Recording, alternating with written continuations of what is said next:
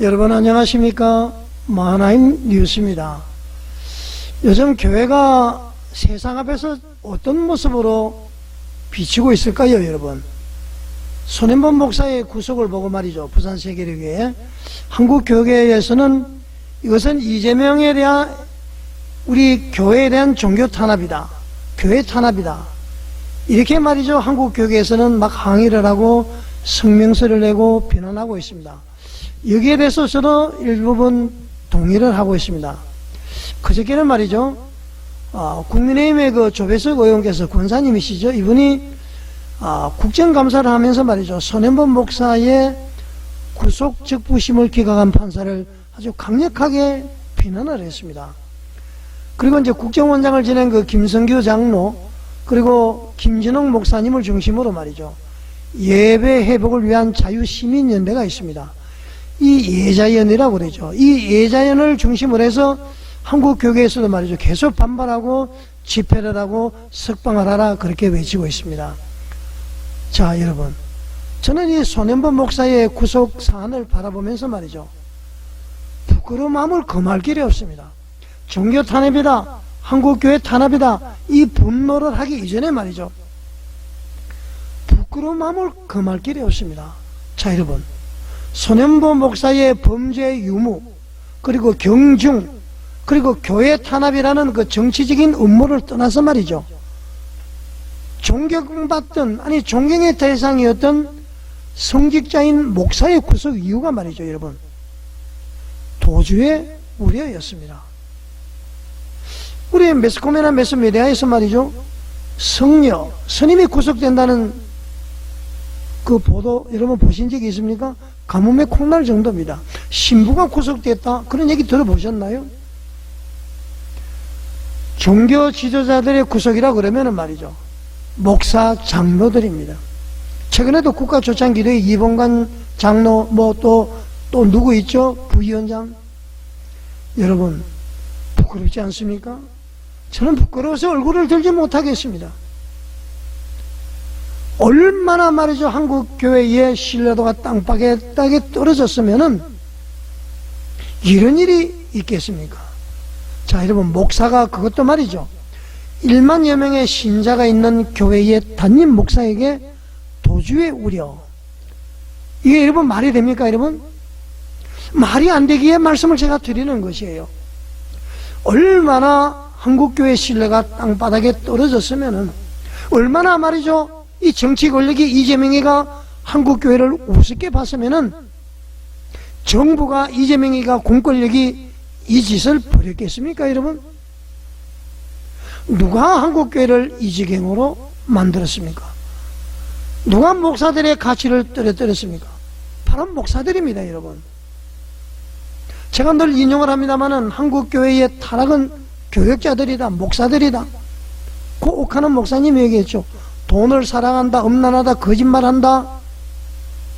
자, 여러분, 이런 상황이 도래될 것을 말이죠, 미리 예상을 하고 광화문에서는 말이죠, 대한민국 바로세우기 운동본부가 결성이 되었죠. 그 중심에는 이제 정광훈 목사님이 계시죠. 사랑제일교회. 그 대한민국 바로세우기 운동본부, 대국본이죠. 그 결성이 되어서 자유대한민국을 부르짖고요, 예수한국 복음통일을 7년 전부터 부르짖었습니다. 성과도 많았죠. 그런데 여러분, 한국교회는 이 대국본을 향해서 어떻게 했습니까? 정광훈 목사를 향해서 어떻게 했습니까? 협조를 했습니까? 힘을 보태었습니까? 자, 여러분, 협조는커녕 힘을 빼고 말이죠, 한국교회를 갈라치게 하고 이단이다 뭐다 하고 말이죠, 이렇게 얘기를 했습니다. 극우라고 그러고 말이죠. 좌파나 주사파들이 말이죠, 이 광화문 운동 세력을 극우 세력이다, 정광훈 목사님을 이단이다, 이렇게 할 때 말이죠, 그래도 한국 교계에서는 보호를 해야 되는데 부안내동을 했습니다. 자, 여러분, 우리는 말이죠, 종교 탄압이다, 교회 탄압이다, 이런 것을 외치기 전에 먼저 우리는 회개부터 해야 됩니다. 그렇지 않습니까, 여러분? 한국교회는 돈을 너무 사랑한다, 목사님들이죠. 너무 거짓말 잘한다, 너무 음란하다. 자, 여러분, 이번 사건을 한번 살펴보겠습니다. 알고 계시는 분들 다 아시겠죠? 그리고 그 책임이 누구에게 있는지 한번 보겠습니다. 자, 부산 세계로교회 손현범 목사가 말이죠, 공직선거법 위반, 사전선거운동 혐의로 지난 9월 8일에 구속이 됐습니다. 이제 한 2달 좀 됐죠? 9월 8일이니까 한 달 조금 넘었네요. 그리고 말이죠, 구속된 지 16일 만에 말이죠, 그러니까 9월 24일에 구속 적부심을 신청을 했는데 그것도 기각이 됐습니다. 자, 그런데요, 여러분 놀라지 마십시오. 설상가상으로 말이죠, 손현범 목사가 국가인권위원회에다가 신청을 한 게 있습니다. 내가 구속당한 것이 부당하다, 긴급 구제를 해달라. 그래서 말이죠, 손현범 목사가 국가인권위원회에 손현범 목사의 구속에 대한 긴급 구제 신청을 했습니다. 근데 그것이 말이죠, 10월 15일 날 기각이 되었습니다. 충격적이죠, 여러분? 자, 여러분, 손현범 목사의 구속, 이 사태의 본질이 무엇인지 알고 계시죠, 여러분? 손현범 목사의 구속을 두고 말이죠, 한국 교회의 많은 분들이 이렇게 말을 하고 있습니다. 이것은 종교 탄압이다, 교회 탄압이다. 자, 물론 말이죠, 일부 정치 세력의 의도가 없었다고 말할 수는 없습니다. 저도 그렇게 보고 있습니다. 그러나 문제의 시작은 외부가 아니라 말이죠, 내부, 바로 손현범 목사 자신에게 있었습니다. 손현범 목사가 말이죠, 선거법 위반 혐의로 엮여버렸죠. 그것이 아주 명확한 빌미였습니다. 만약에 말이죠, 그런 발언이 없었다면, 선거법 위반 어떤 빌미를 주지 않았다면 경찰도 검찰도 법원도 인권위도 말이죠, 그렇게 움직일, 그렇게 결론을 내릴 명분을 찾지 못했을 겁니다. 물론 공직선거법 위반이나 사전선거운동 혐의를 받는 손현범 목사의 구속은 말이죠, 예상 형량을 보더라도 분명히 과한 데가 있습니다.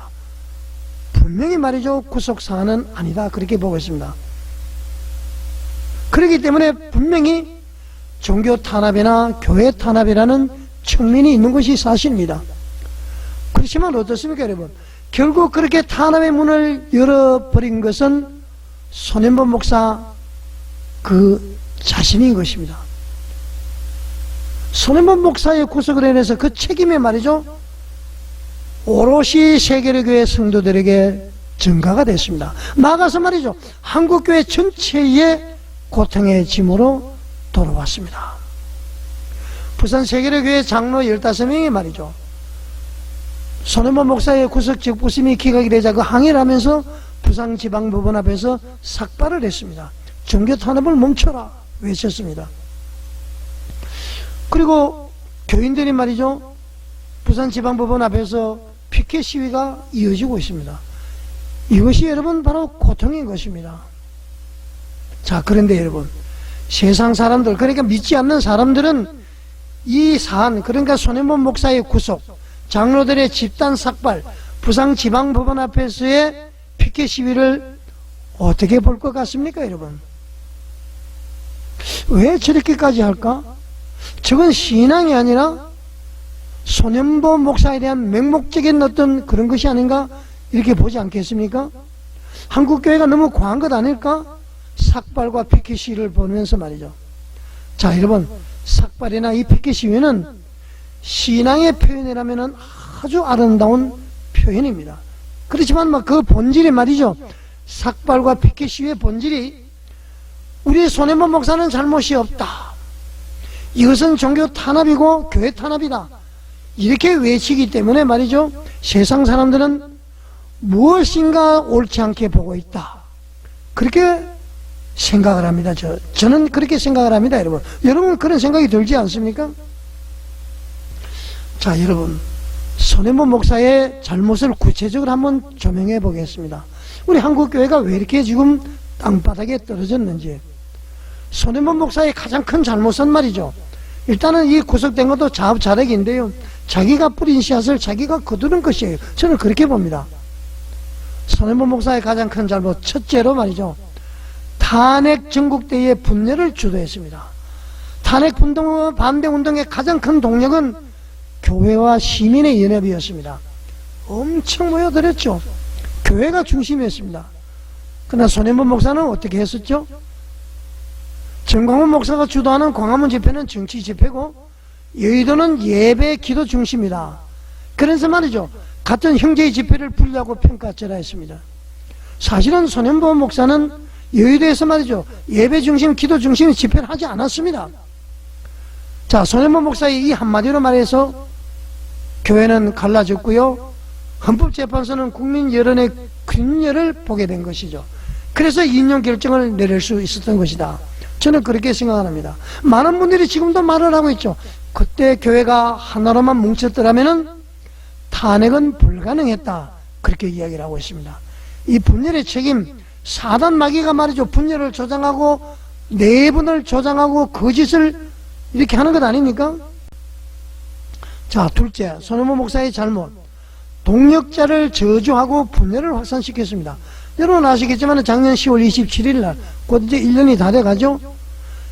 1027 기도회에서 말이죠, 손해범 목사는 동력자인 정광훈 목사에게 말이죠, 아주 거친 욕설을 하고 저주의 말을 막 쏟아냈습니다. 지옥 갈 거라고 그러고 말이죠. 자, 여러분, 그것은 단순한 그 인간적인 감정이 아니라 영적 권위의 파괴 행위였다. 저는 그렇게 말씀드리고 싶습니다. 자, 그런 행위로 인해서 성도들은 혼란했고 교회는 스스로 갈기갈기 찢어버렸습니다. 손해범 목사의 책임이 크고입니다. 보통 큰 것이 아닙니다. 세 번째, 성도에게 말이죠, 정치적 금지령을 내렸습니다. 세계력의 성도들이 말이죠, 광화문 집회에 참여하는 것, 그리고 헌금하는 것을 금지령을 내려버렸습니다. 자, 여러분, 국가의 위기 앞에서 말이죠, 이렇게 해서 되겠습니까, 여러분? 세계력의 성도들이 광화문에 오는 것을 막아버린 것입니다. 자, 네 번째로 말이죠, 손해범 목사의 책임, 이 언어의 교만이 권력의 눈을 자극을 했습니다. 손해범 목사는 평소에도 말이죠, 세이버 코리아 연설할 때도 이재명이 죽어야 나라가 산다, 헌법재판소가 가루가 될 것이다, 그 전한길 씨하고 같이 그런 얘기를 했죠. 그런데 말이죠, 법원 출두 당시에도 한 몇백 명이 모여있는 자리에서 말이죠, 세 번을 외쳤습니다. 이재명이 죽어야 나라가 산다. 자, 그리고요, 나는 감옥이 두렵지 않다. 차라리 구속되면 설교 준비 안 하게 돼서 편안하다. 그렇게 말을 했습니다. 자, 여러분, 이것은 말이죠, 경찰을 자극합니다. 검찰을 자극합니다. 법원의 판사를 자극을 합니다. 그렇지 않겠습니까, 여러분? 이 발언은 말이죠, 국민과 성도들을 향한 영적 리더의 은혜가 아니라고 저는 생각합니다. 여러분 그렇지 않습니까? 목사라면 말이죠, 하나님 이 난관을 잘 견딜 수 있도록 하나님께 기도를 해야지 말이죠. 이 무슨 해계망측한 말입니까, 여러분? 손해범 목사의 교만이 결국 구속이라는 결과를 낳았다. 저는 그렇게 생각합니다. 그런데 말이죠, 그 구속을 종교 탄압이다, 교회 탄압이다 이렇게 포장하려 하는 것은 바로 진실 회피인 것입니다. 한국교회가 얼마나 땅바닥에 떨어졌으면 말이지요, 목사를 구속을 하고 이렇게 함부로 말을 하니까 괘씸죄가 들어가고 말이죠. 여러분 그렇게 생각하지 않습니까? 특별히 말이죠, 또 특히 감옥에 가면은 설교 준비 안 해서 편하겠다.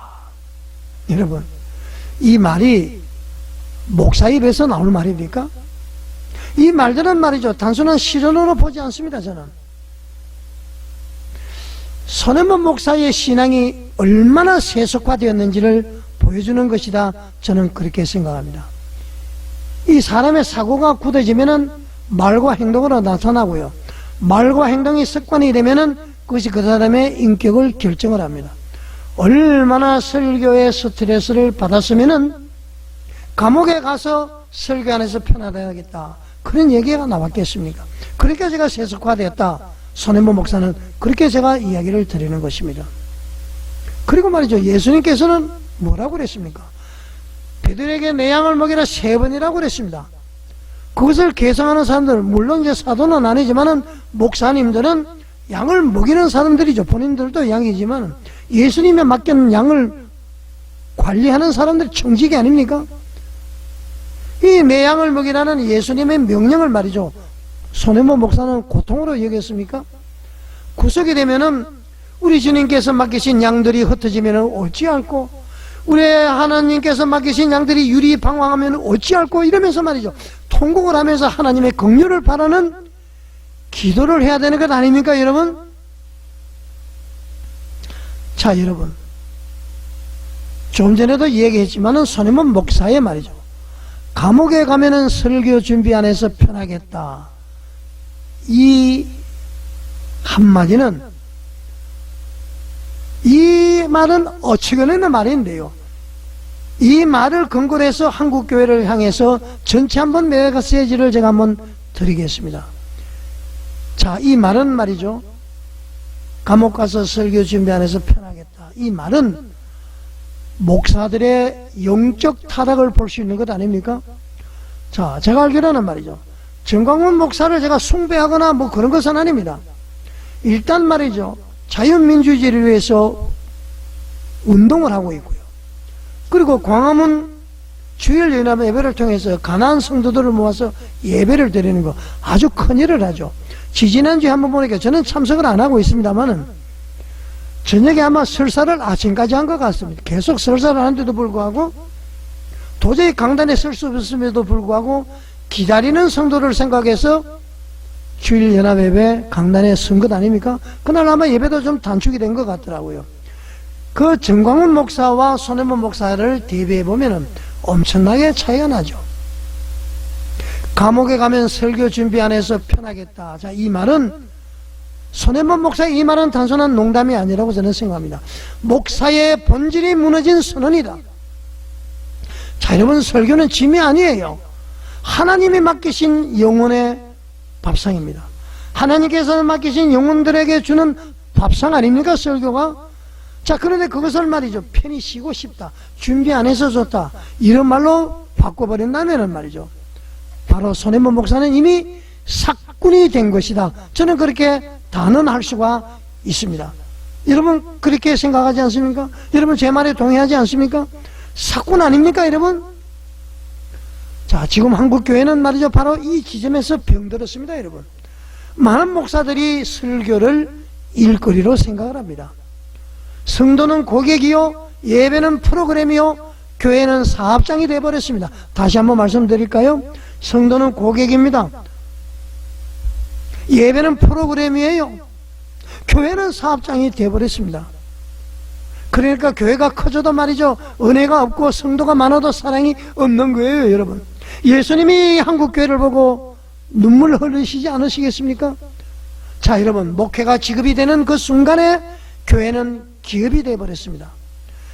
강단은 말이죠, 분노의 확성기가 아닙니다.